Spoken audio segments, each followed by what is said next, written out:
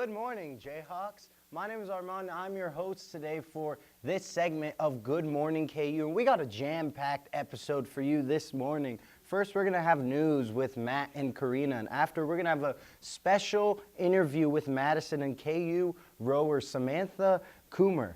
Following that, we have a how-to video, and I hope I'll be watching these how to use pickup lines with McKenna and D'Angelo.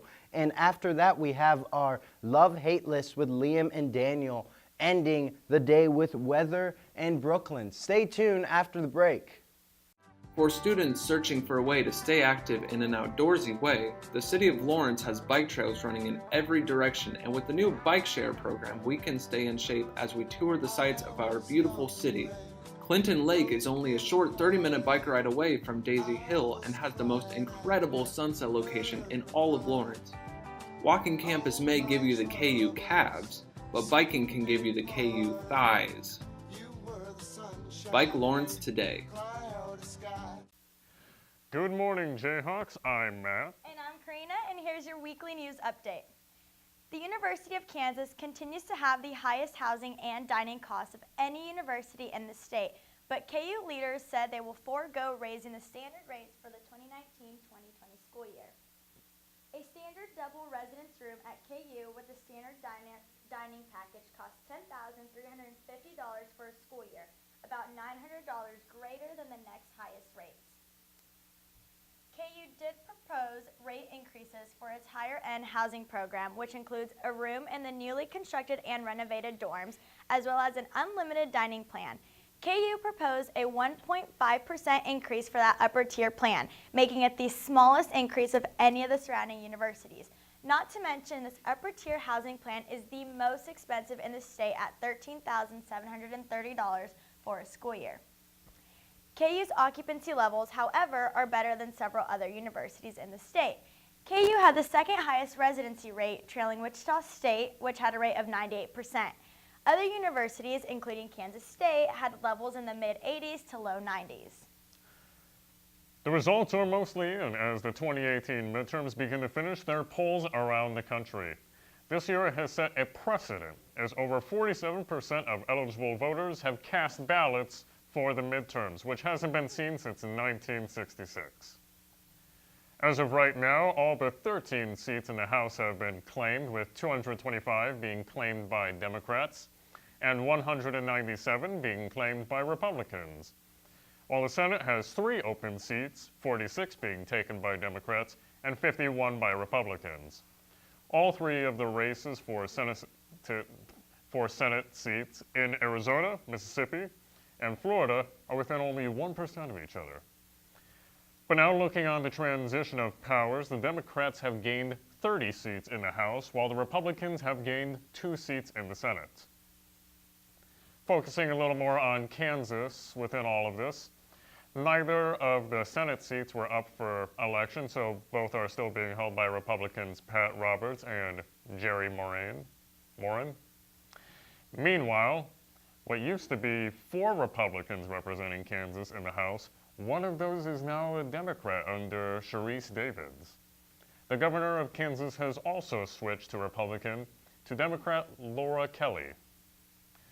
While it is fairly firm now that the Democrats have control over the House and Republicans control the Senate, the remaining seats can sway the margins and will be intriguing to see what happens since everything is so close.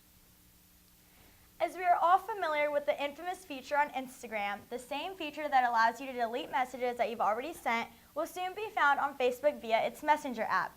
Plans for the unsend feature were found in the release notes for the newest Messenger app update made available to iOS users earlier this week. The note states that users will be able to remove a message within 10 minutes of sending it if you accidentally send the wrong photo, incorrect information, or message the wrong thread. Yet, while the new tool may excite some users, concerns have also raised as the feature could be used to erase evidence of harassment and abuse. The addition of the unsend feature on Facebook Messenger is in addition to the app's secret conversations feature, where users can have their messages expire after a set amount of time. The release notes say that the feature is coming soon, but didn't give an exact date for when it would arrive on users' phones. That's all we have for this week's news update. Stay tuned after the break for an interview. Where you go to college makes a statement about you. This place will become a part of you, your identity for life.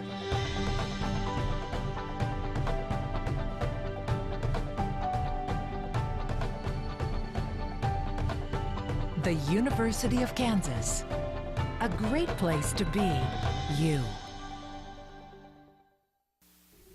Hi, welcome back. We're here with Samantha Kummer, KU rower.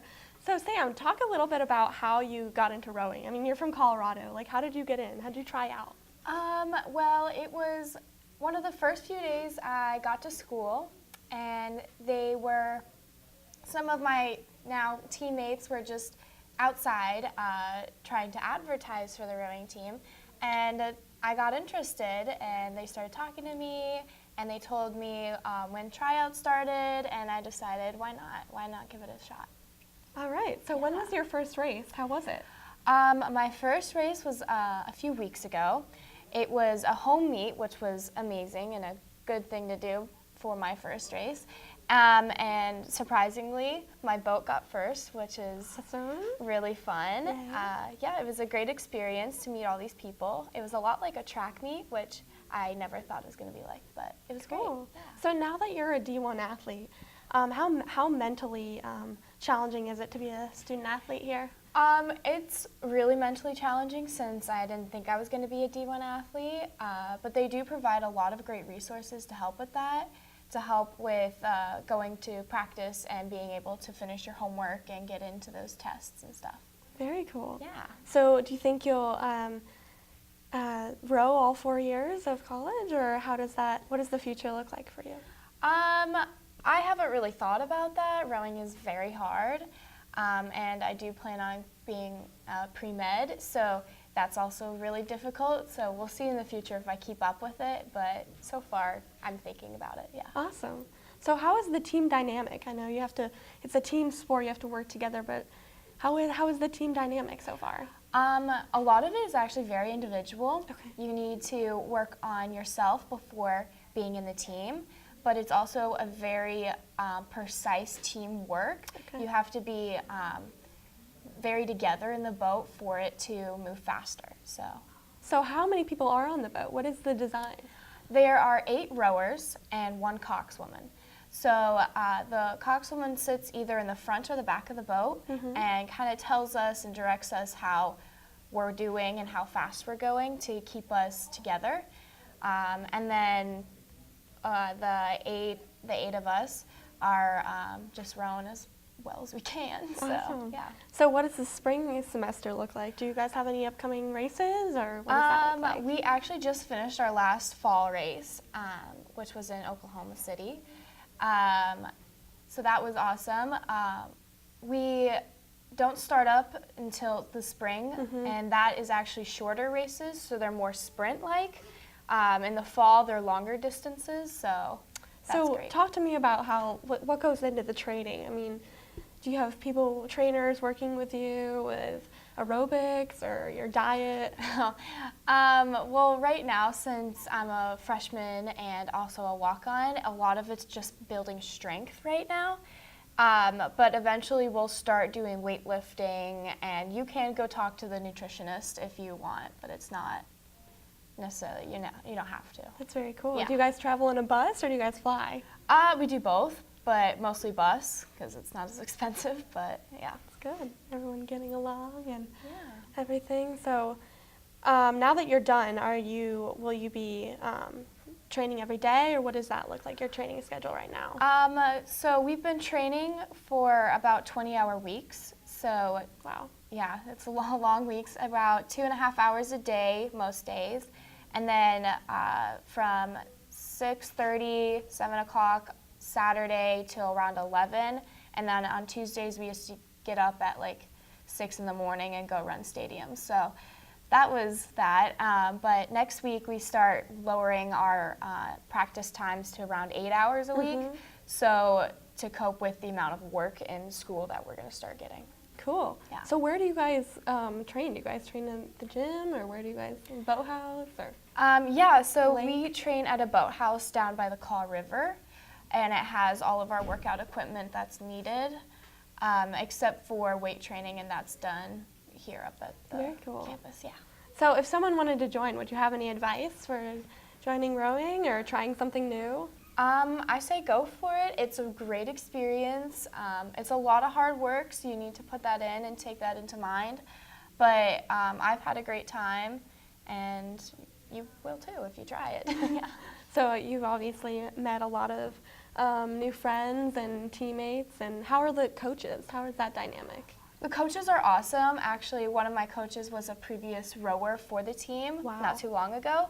And so she kind of already knows what goes into the sport, and especially from the Kansas side, which Right. is really awesome. And they're all very nice and very So cool. how many coaches do you have? We have 4 coaches, 2 for more the novice freshman area, and then 2 for the varsity level. Okay. So it's pretty evenly split, but we all work together, so that's Yeah. fun. So do you guys work with like the men's club team, or how does that work? Are you separate? Or? No, we are actually very separate. They go and do their own thing. We just share our own, the boathouse together.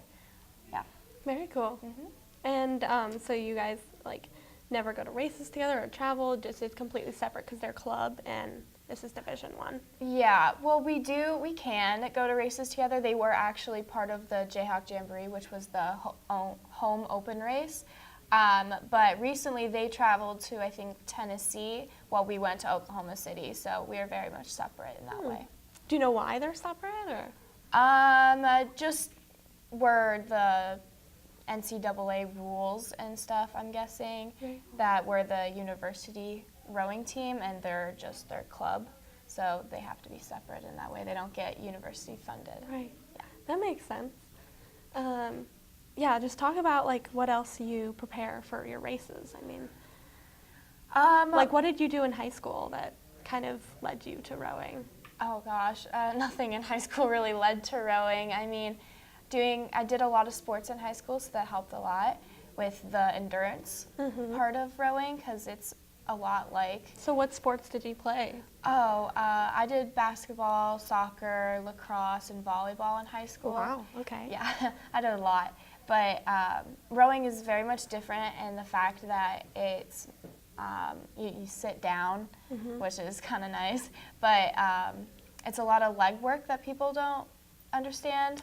Okay. Yeah, so that's different. And it's a lot of just purely working out and not necessarily going over plays and how to do different things. All right, very cool. Thank you so much for joining us. Of course, thank you for having me. Thank you.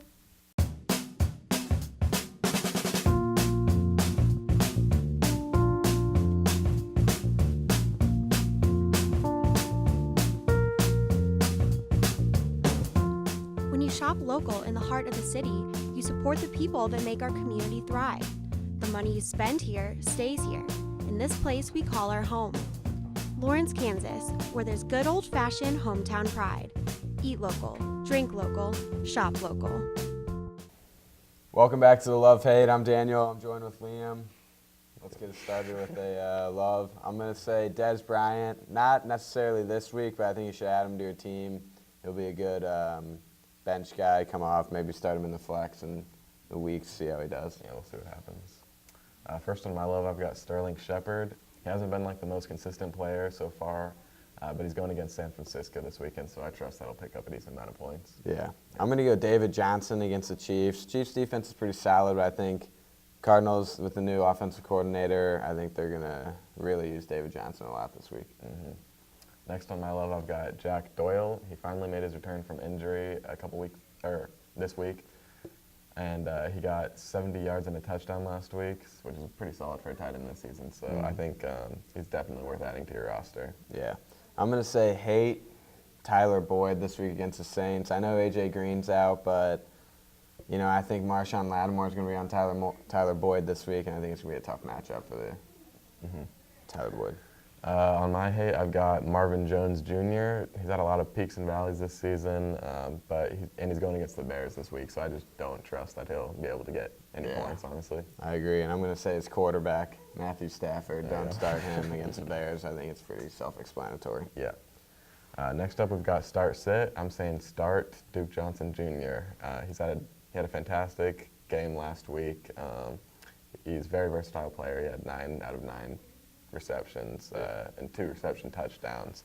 And they just switched their offensive coordinator last week, so I trust that that'll continue. Yeah, I'm going to say start Nick Chubb as well, another Browns running back against the Falcons. They haven't been very good against the run defense this year, so I think both of them should get some action. I've got sit Leonard Fournette. He's finally returning from his injury this week, but they still have T.J. Yeldon and Carlos Hyde on their roster, so I just don't think he's going to get all that many carries, especially on this first week back from his injury. Yeah, and I'm going to say sit Amari Cooper against the Eagles. I know he had the good game in his first game with the Cowboys last week, but I think we're going to see him go back to his old ways a little.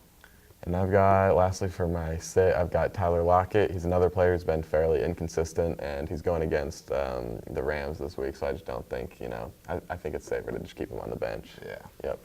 And I'll wrap up our segment. Next we have Brooklyn with the weather.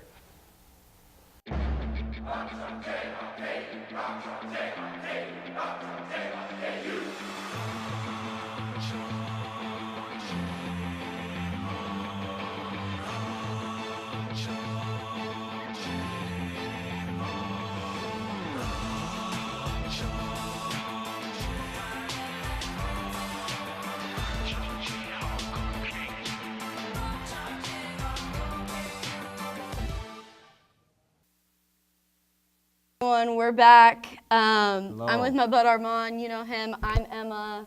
I guess I'm going to take the hood off. So we were going to watch a video that our friends D'Angelo and McKenna did about pickup lines. Yes. But we decided we're going to save that for next week because it was just, I think it was too much for this week. Like, you guys would have been overwhelmed maybe a little bit. So we're going to start off slow and kind of like give you guys an introduction to pickup lines so that way next week you'll be golden. So we thought we would take another quiz this week, and this one is rate these pickup lines, and we'll give you a classic rom-com to watch. So let's see. On a scale of 1 to 10, you're a 9, and I'm the one you need. What do you think? What do you think? Is that a good one? I think that's about average. Okay. You know, I've had better before, so we'll keep that at a it's fine. We can keep it at See, the it's scale fine. goes, would never work on me, it's fine, I'd fall in love. So we're going to keep it at it's fine. Yeah. Love is a strong word, so I don't like using it too much. Okay, okay. I think you're suffering from a lack of vitamin E. You know, I don't like that because some people have like iron deficiencies. Like, that's just not something to joke about. I've never heard a pickup line that I've hated more than that. Yeah, so it would never work. I hated it. Okay, I lost my phone number. Can I have yours? You know, I'm not speaking from personal experience. That doesn't always work, but I like the effort. Okay, so let's put it like in between it's fine and I'd fall in love. Are you a camera? Because every time I look at you, I smile. See, that just made me a little uncomfortable. I don't know. Okay, so it would never work? I think in between never work and it's fine. Okay. Oh, we're going to skip that that one. Because that's not appropriate for airways. Did you eat Lucky Charms for breakfast? Because you look magically delicious. You know, I know some have been creepy, but that one kind of works with me because that's kind of like a little jokey. And okay, let's do I'd fall in love. Okay, okay. Do you have a map? Because I keep getting lost in your eyes. Yeah, I didn't like that one, yeah. no. I hope McKenna and D'Angelo, like, I hope they have better ones than these, you know? This might sound cheesy, but I think you're the greatest. Oh, Gratest, like grating cheese. No. No, I didn't like that one. If you were a triangle, you'd be a cute one. I like that one. That's a great one. I'd fall in love. Except, actually, I don't really know math that well, so we're going to put it. Do you work at Starbucks? Because I like you a latte. That's like some 2012 type of stuff. I'm not into that. Yeah, I didn't like that one. Oh, we're done. Let's see the results. Oh, you got 10 Things I Hate About You. Have you seen that movie, Armand? I have not. Okay, we're going to watch it next time we hang out. It's actually really good. She gives a very inspirational speech at the end. We love it. It's really good. This gift says, can't take my eyes off of you. Can't take my eyes off of you, Armand. Anyways, That's all we have for you today, for me and Emma. But after the break, for Emma and I. But after the break, it's a little chilly. Oh my gosh! So I just felt a cold breeze. I think we're gonna be learning Should we go to about the weather. the weather? So we'll see you later. See you soon. Where you go to college makes a statement about you. This place will become a part of you, your identity for life.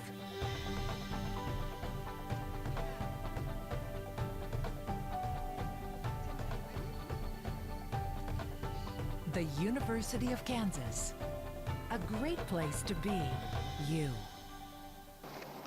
Hello guys, welcome back and happy Friday. We have a little bit of a change of scenery because it is a winter wonderland out here. So we're outside on Jayhawk Boulevard. We're going to talk about what's happening right now. The sun is out, which is great. The snow's melting from the trees. That's kind of sad. People are really bundled up. There's some tours going on still, which is kind of crazy. But you don't even have a coat on. How do you feel? I'm cold. Yeah, I'm very cold. It's I really should've cold. wore a coat. Yeah, definitely. I don't have gloves on and my fingers are freezing, but that's okay. So yeah, that's what's happening out right now. And thanks, D'Angelo. Anytime. So we're gonna actually do the forecast and everything today outside because why not? You know, it's a beautiful day and it's sunny. So right now it is 33 degrees. The wind chill though makes it feel like it is 27 degrees because there's a little bit of a wind out right now, and yeah, it's really chilly out.